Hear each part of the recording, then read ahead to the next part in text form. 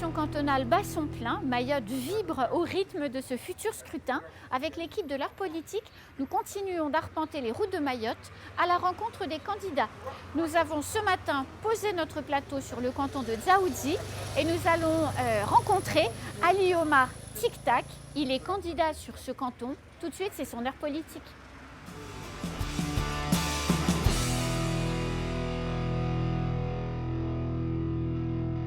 Ali Omar Tic-Tac, bonjour. Bonjour. Bienvenue sur le plateau de l'art politique. Vous me permettez d'utiliser votre surnom? Mais bien sûr, c'est mon surnom. Puisque vous êtes plus connu ici à Dzaoudzi sous le nom de Tic-Tac. Tout à fait, effectivement. Voilà. Donc je vais me permettre de vous appeler ainsi pendant l'interview. Je vous en prie, il n'y a pas de souci. Alors vous êtes candidat pour les élections cantonales sur le canton de Dzaoudzi.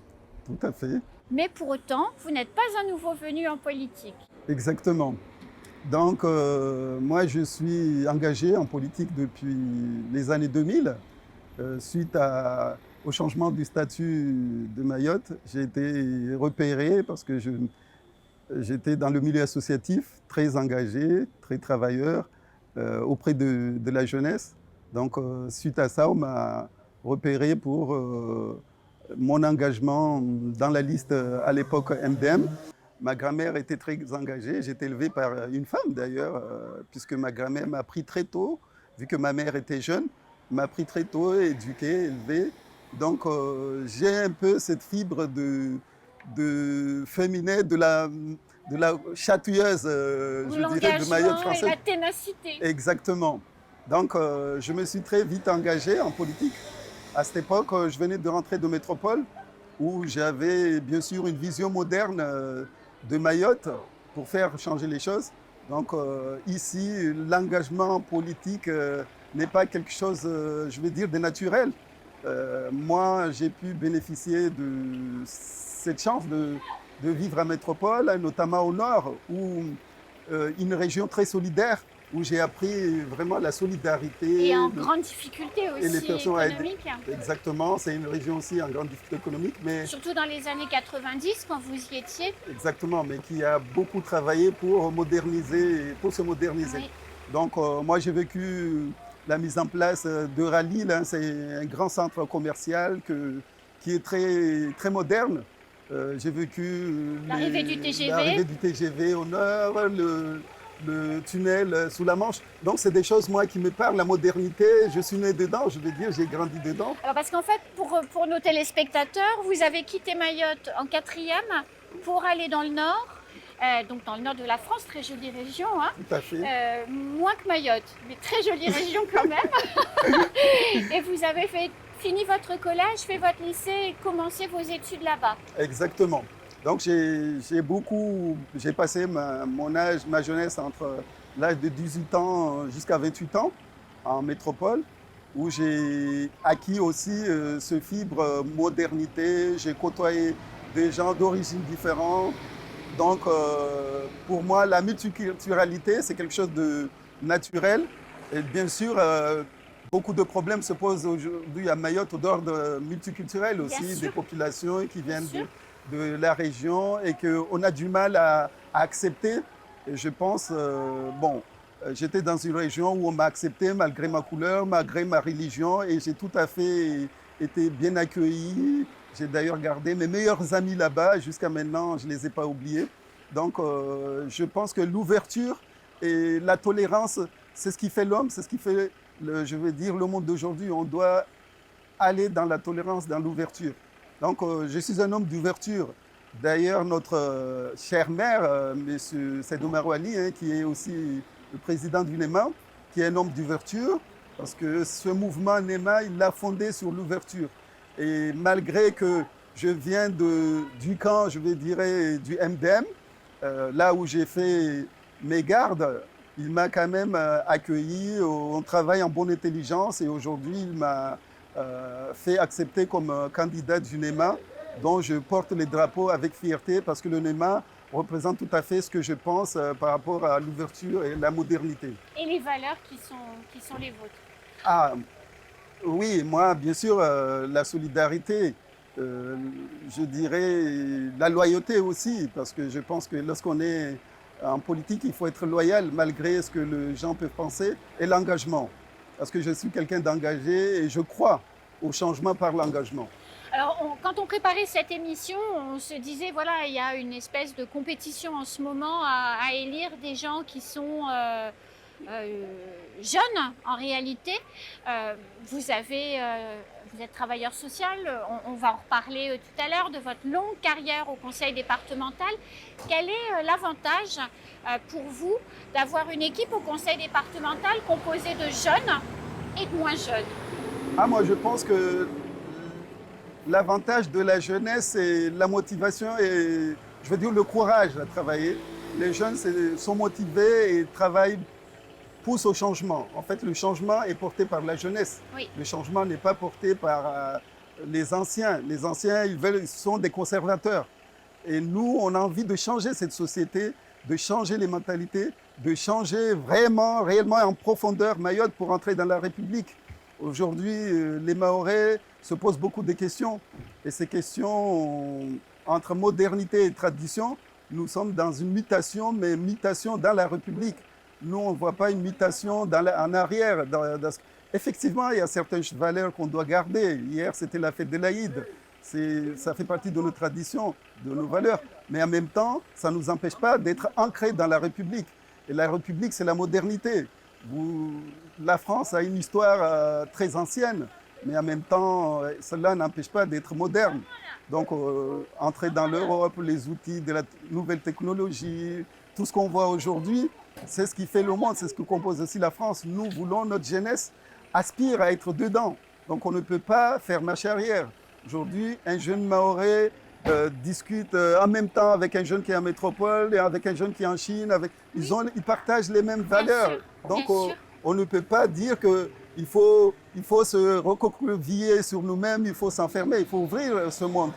Tout le monde, la jeunesse du monde a le même langage aujourd'hui. Donc, utilise les mêmes outils.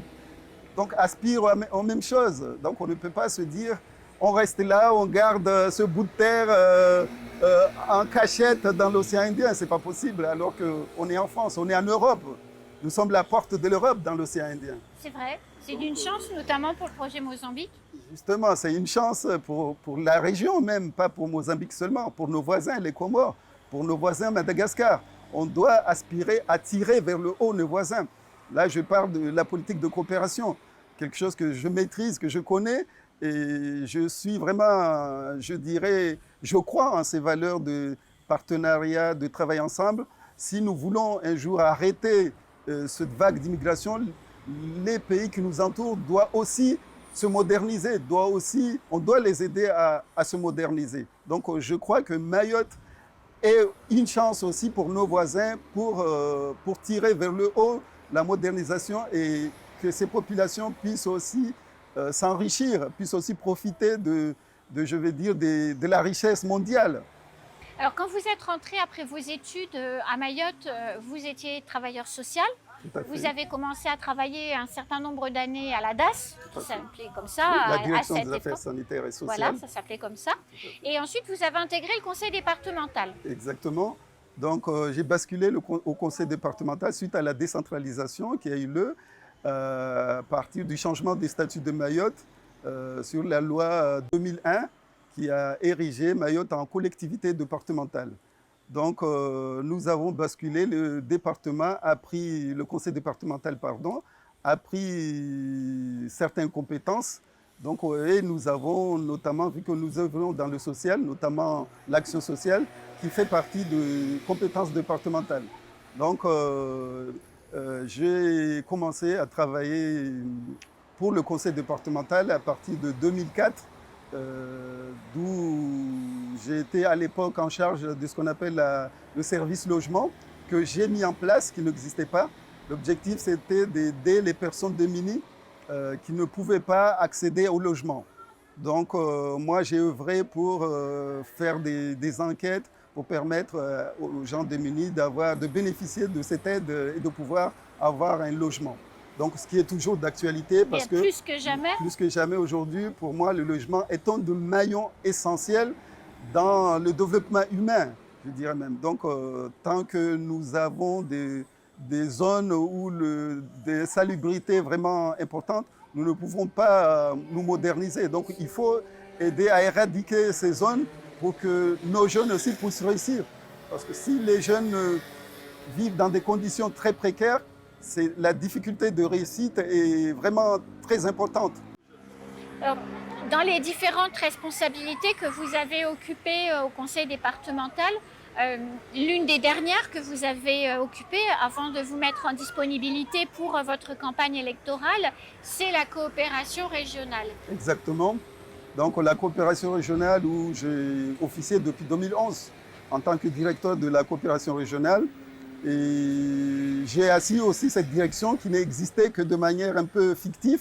C'est moi qui l'ai assis en tant que direction au service, en le dotant des outils techniques. Donc après, en 2015, j'ai été chargé de mission stratégie de coopération, en charge de la rédaction et de l'animation du cadre stratégique de la coopération et de l'action internationale.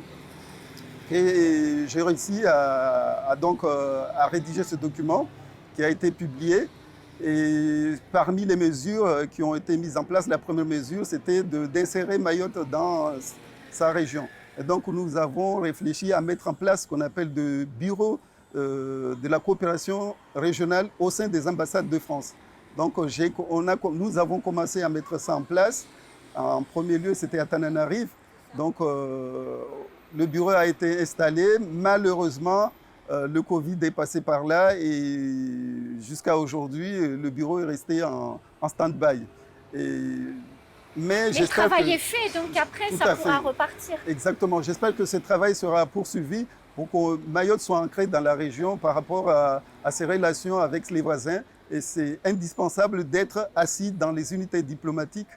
Pourquoi? Parce que les unités diplomatiques sont la diplomatie française. Donc c'est aussi une reconnaissance de Mayotte française que nos jeunes puissent intégrer ces unités diplomatiques. Alors, il y a une dernière question que j'ai envie de vous poser, puisque notre interview touche à sa fin. Le sens de votre candidature par rapport à cette très belle expérience professionnelle, qu'est-ce qui vous a donné envie d'être candidat? Moi, c'est l'engagement de pouvoir servir ma ville, servir mon île, servir mon pays. Je pense qu'il n'y a pas de plus beau satisfaction pour un homme, pour une femme, que de servir son pays. Oui. Donc cet engagement m'habite depuis tout petit. Comme je l'ai dit, j'étais dans le milieu associatif, je servais déjà mes amis. Donc aujourd'hui, servir mon île, c'est l'un des plus beaux cadeaux que je puisse faire, puisque ce que m'a donné mon île, je veux aussi lui donner. Ce que m'a donné la France, je veux aussi lui donner. Je comprends. Voilà, c'est ma façon de dire merci à tout ce qu'on m'a donné, à cette instruction qu'on m'a donnée. Ali Omar Tic-Tac, j'ai envie de vous souhaiter bonne chance pour le scrutin qui arrive dans quelques semaines. Merci. Et puis on se retrouve sur les plateaux de Kwezi pour poursuivre le débat. Avec plaisir, bien sûr. Et nous, on se retrouve très vite sur le plateau de l'heure politique pour un prochain portrait. Bonne journée.